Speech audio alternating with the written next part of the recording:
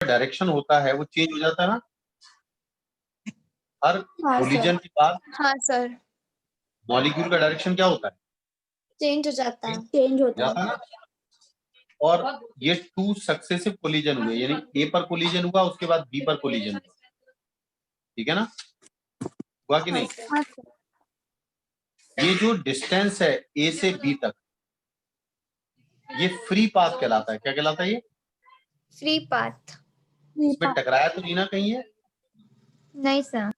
तो लैम्प, अब देखो ये जरूरी नहीं है कि हर जगह ये वैल्यू सेम हो, कहीं पर हो सकता पास में टकरा गया हो, कहीं हो सकता दूर टकरा गया हो, है कि नहीं?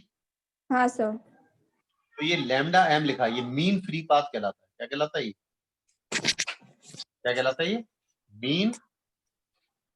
Mean free free path. Path. Mean free path यानी लैम्डा एम की वैल्यू हर कोलिजन में सेम हो ऐसा नहीं है।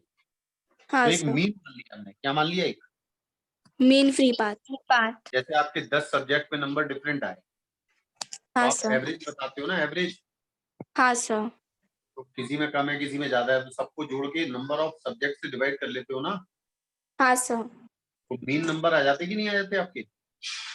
हाँ सर, आ जाता है। एक एवरेज नंबर आ जाता कि नहीं आ जाता? आ जाता है सर। तो ये बना लिया डायग्राम।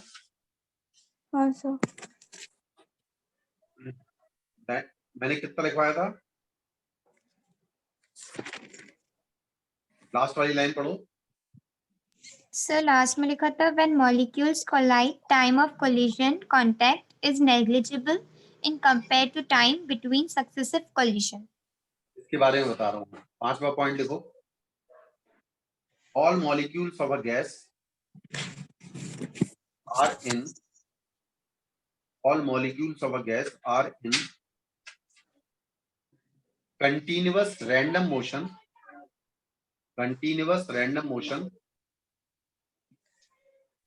called Brownian motion। कौन सा कहलाता है ये? कौन सा कहलाता है ये? Brownian motion. Brownian motion. ये क्या बताता है? इसके आगे डैश करके लिखो। ब्राउनियन मोशन का मतलब क्या है? Direction of motion changes randomly direction of motion changes randomly at each collision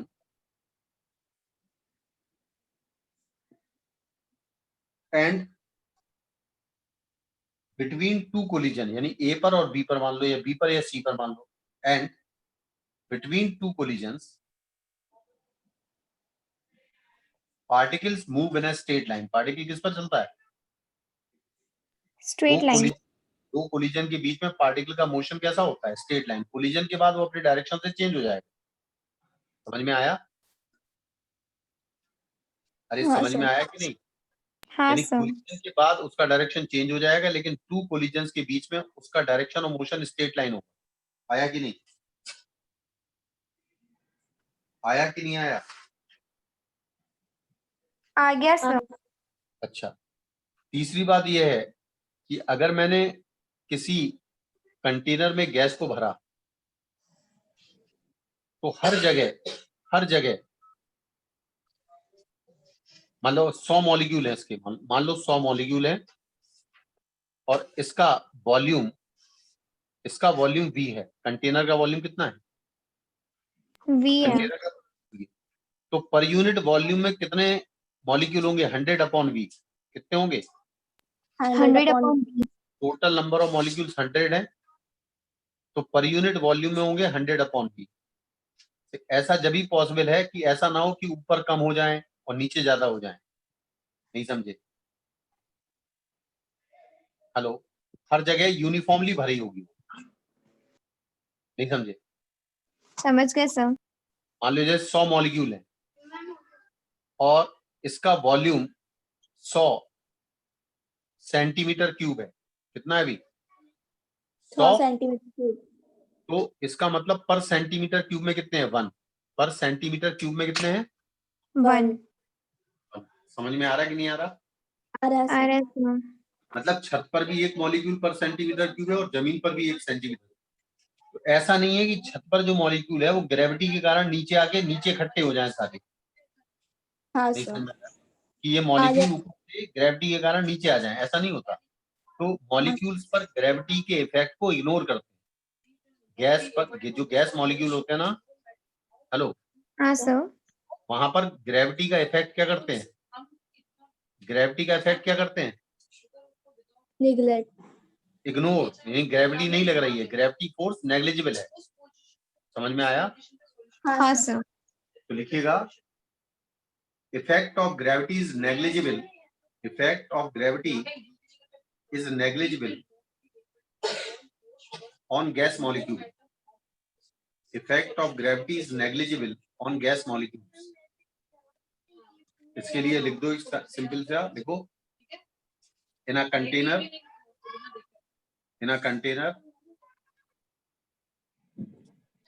the density of the gas, यानी density of gas का मतलब number of molecule of gas per unit volume. The density of gas यानी total number of molecules upon total volume. Density of gas is uniform, यानी हर जगह बराबर होती है। लिख लिया? हाँ सर। लास्ट पॉइंट लिखो, all gases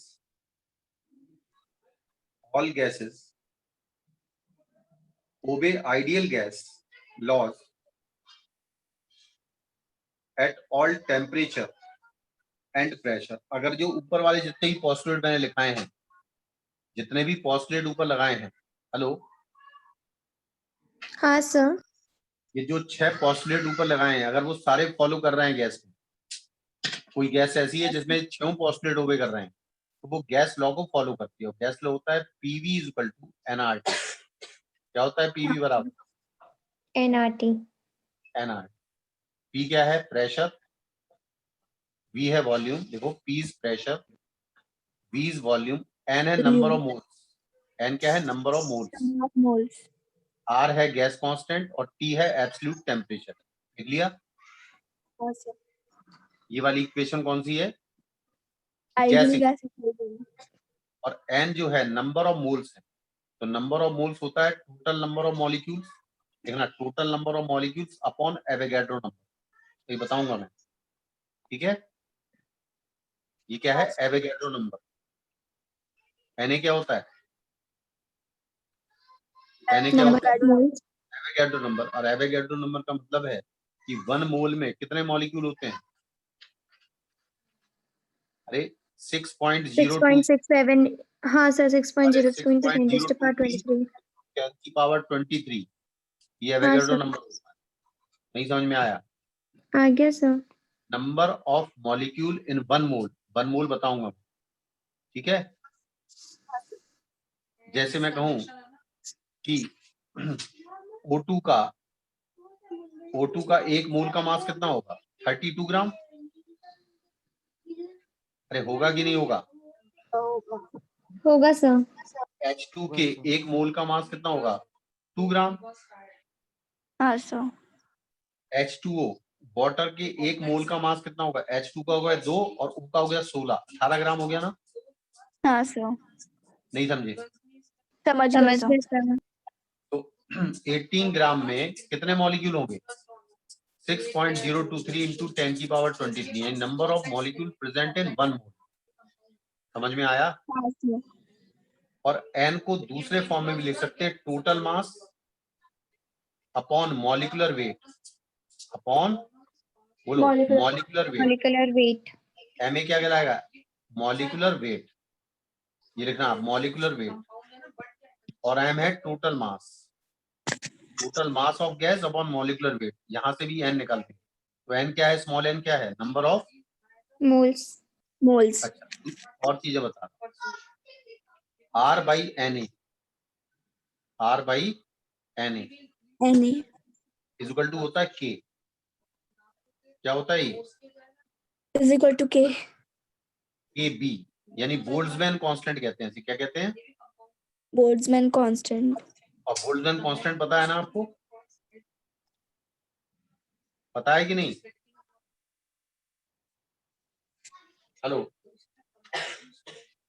हेलो,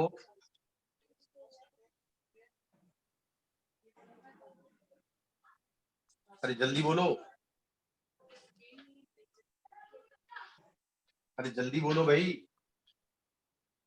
हाँ सर। ये वो वाला बोल्ट्जमैन कांस्टेंट नहीं है जो स्टीफन में पढ़ा थी, समझ में आया? हाँ सर। ये गैस के लिए बोल्ट्जमैन है। आर की वैल्यू क्या होती है मालूम है? 8.31। क्या होती है आर की वैल्यू? 8.31। 8.31 जूल पर मोल पर केल्विन। और Na की वैल्यू कितनी होती? 6 ये बताइए ना, Na की value 6.023 into 10 raised to power 23 6.023 into into 10 की 10। पावर 23, तो ये करीब आता है 1.38। क्या आता है ये? 1.38 1.3। इंटू 10 की पावर -23। नहीं समझ में आया? आ गया सर। हालांकि ये सब वैल्यू दी होती है मैं क्वेश्चन में, लेकिन हाँ लिख दो ये बोल्ट्जमैन कांस्टेंट है। क्या है ये? Boltzmann constant. constant. लिख लिया? हाँ सर। अच्छा, अभी मैंने ये किसका बिहेवियर बताया? आइडियल गैसेस का। किसका बताया? Ideal Ideal gas. gases. लेकिन जनरली प्रैक्टिकली हम देखें तो जो आइडियल गैस नेचर है वो लो प्रेशर और हाई टेम्परेचर पर फॉलो होता है। देखो, a gas behaves as an ideal gas. A gas behaves as an ideal gas at low pressure and high temperature. At low pressure and high temperature. आया? अरे समझ में नहीं आया क्या? आ गया सर। मतलब हर गैस, कोई भी गैस हो, वो रियल गैस है या कोई भी है, इसका बिहेवियर आइडियल कब हो जाता है? जब ये लो प्रेशर करते हैं और हाई क्या करते हैं? हाई क्या करते हैं? अरे हाई क्या करते हैं? Pressure. Temperature. Temperature low sorry. Pressure high temperature, याद रखना। क्या कहा मैंने? Low pressure and high temperature. High temperature. याद रखना पड़ेगा। ठीक है, ठीक है भाई। हाँ सर। लेकिन जनरली कोई भी गैस परफेक्ट आइडियल नहीं होती। कोई भी गैस परफेक्ट आइडियल नहीं नहीं होती। होती. अब हम बिहेवियर पढ़ेंगे। अब आइडियल गैस नहीं है, वो रियल गैस होगी, मतलब जो रियल नेचर में मिलती है। लिखिएगा behaviour of a real gas. Behaviour of real gases. लिख लिया हेडिंग?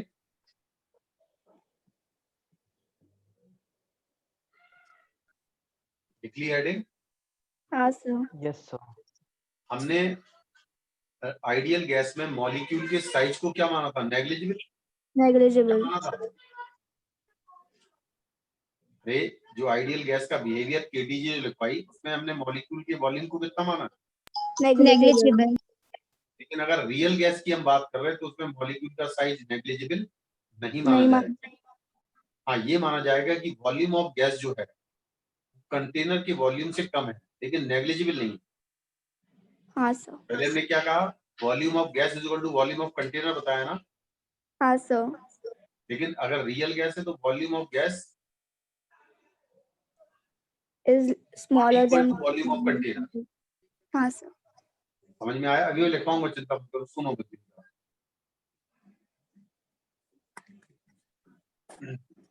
अच्छा, दूसरी बात है, हमने ये माना है कि आइडियल गैस जो होती है उनके मॉलिक्यूल के बीच में इंटरेक्शन फोर्स नहीं होता, हाला ना?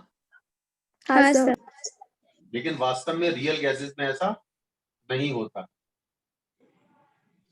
समझ में आ रहा है? हाँ सर आ रहा है। रियल गैसेस में मॉलिक्यूल के बीच में इंटरेक्शन फोर्स होता है। ठीक है? हाँ सर। तो आ रहा है कि नहीं आ रहा है? सर आ रहा है। जब इंटरेक्शन का फोर्स होगा तो पोटेंशियल एनर्जी होती है। पोटेंशियल एनर्जी क्या होती है? होती है। क्योंकि इंटरेक्शन का फोर्स जीरो होता है तब पोटेंशियल एनर्जी जीरो होती है ना। हाँ सर। लेकिन अगर इंटरेक्शन का फोर्स है तो पोटेंशियल एनर्जी जीरो तो होगी नहीं। क्यों भाई? हाँ सर। नहीं आ रहा है समझ में? आ रहा है सर। आ रहा है वैष्णवी, आ रहा है? हाँ सर आ रहा है। अभी मैं पॉइंट्स बोल रहा हूँ, बाद में एक्सप्लेन कर दूंगा, ऐसे पूरे लिखवा दूंगा, डोंट वरी, कल लिखवाना sir. पड़ेगा ना। और दूसरी बात है, जो मॉलिक्यूल के बीच में कोलिजन को हमने क्या माना है? Perfectly elastic. क्या माना है? Perfectly elastic. लेकिन रियल गैसेस में परफेक्टली इलास्टिक नहीं होता। सही है, परफेक्टली इलास्टिक नहीं होता। नहीं परफेक्टली इलास्टिक नहीं होता है तो एनर्जी लॉस होती है। एनर्जी क्या होती है? लॉस होती है। इलास्टिक कोलिजन में एनर्जी लॉस नहीं होती, लेकिन परफेक्टली अगर इलास्टिक नहीं है तो कुछ एनर्जी लॉस होगी। समझ में आ रहा है? होगी। हाँ सर। हाँ सर। हाँ, लेकिन अगर मैं रियल गैसेस का टेम्परेचर बहुत ज्यादा कर दूं, अगर मैं रियल गैस का क्या कर दूं? Temperature increase. टेम्परेचर ज्यादा। हाँ, तो रियल गैस की जो काइनेटिक एनर्जी होती है मॉलिक्यूल की, बहुत ज्यादा बढ़ जाती है। क्या होती है? बहुत ज्यादा। बढ़ जाते हैं। और पोटेंशियल एनर्जी नेग्लिजिबल हो जाती है। मैं समझाऊंगा, अभी सुनते जाओ, दिमाग में बिठा लेना है ना। हेलो। हाँ सर। हाँ सर। और बहुत लो प्रेशर है, अगर मान लो किसी चैम्बर में बहुत लो प्रेशर है, तो उसमें ज्यादा मॉलिक्यूल है या कम मॉलिक्यूल है गैस के? अगर किसी कंटेनर में बहुत लो प्रेशर है, उसमें ज्यादा मॉलिक्यूल है या कम? कम है सर। कम है। अरे तुम अपनी कार में हवा भरवाते हो हाँ या सर। एक्टिवा में हवा भरवाते हो? हाँ सर भरवाते हैं। प्रेशर कैसे बढ़ता है? क्योंकि उसमें नंबर ऑफ मॉलिक्यूल ज्यादा आ जाते हैं एयर के। जब आप हाँ भरवाते हो हवा, भरवाते हो कि नहीं? हाँ सर भरवाते हैं। तो भाई स्पष्ट समझ में आ रहा है कि नहीं? जी सर। और अगर हवा कम हो जाए तो लो प्रेशर होता है या हाई प्रेशर होता है? Low pressure. समझ गए ना? हाँ समझ गए सर। कि नहीं? तो बहुत लो प्रेशर पे, अगर बहुत लो प्रेशर है रूम में, इसका मतलब नंबर ऑफ मॉलिक्यूल कम है। नंबर ऑफ मॉलिक्यूल रूम में क्या है? कम है। कम है। अब नंबर ऑफ मॉलिक्यूल अगर कम है तो पूरे रूम में फैले हैं, तो उन मॉलिक्यूल्स के बीच में गैप ज्यादा होगा या कम होगा? अरे किसी रूम में अगर नंबर ऑफ मॉलिक्यूल कम है तो उन दो मॉलिक्यूल के बीच में ज्यादा गैप होगा या कम? ज्यादा होगा सर। ज्यादा होगा सर। ज्यादा गैप होगा तो उनके बीच में जो फोर्स होगा दो मॉलिक्यूल के बीच में, उसको नेग्लिजिबल मान लेंगे। क्या मान लेंगे? मैंने नेग्लिजिबल। ये बताया आपको, अगर हाई टेम्परेचर हो और लो प्रेशर हो तो रियल गैस किसकी तरह बिहेव करती है? रियल गैस किसकी तरह बिहेव करती है? आइडियल की तरह। Ideal gas. क्योंकि लो प्रेशर पर इंटरेक्शन फोर्स नहीं होता मॉलिक्यूल के बीच में, और हाई टेम्परेचर पर मॉलिक्यूल की काइनेटिक एनर्जी इतनी ज्यादा होती है कि पोटेंशियल एनर्जी को इग्नोर कर दिया जाता है। लिखवाऊंगा, डोंट वरी, सब लिखवाऊंगा। हाँ अभी मैं लाइनें बोल रहा हूँ समझाने के लिए। हाँ सर। ठीक है? तो इसका मतलब ये होगा कि हाई टेम्परेचर और लो प्रेशर पर एक रियल गैस किसकी तरह बिहेव करती है? Ideal gas. वेरी गुड, सही है। तो हाँ आज सर। मैंने आपको बताया आइडियल गैस और रियल गैस को मैं कल बताऊंगा, सारे गैस लॉज बताऊंगा, है ना? हाँ हेलो, सर। ध्यान रखना है ना? हाँ सर। समझ में आया ना आज का? हाँ सर। कल हाँ की सर। Yes, class sir. कितने बजे करनी है? 1 बजे? हाँ सर 1 बजे चलेगी। एक्चुअली मुझे आज हॉस्पिटल जाना था डॉक्टर से मिलने, हाँ इस सर। चक्कर में करनी पड़ी, है ना? हाँ हाँ सर। ओके, आप ऑफ कर सकते हैं। हाँ सर।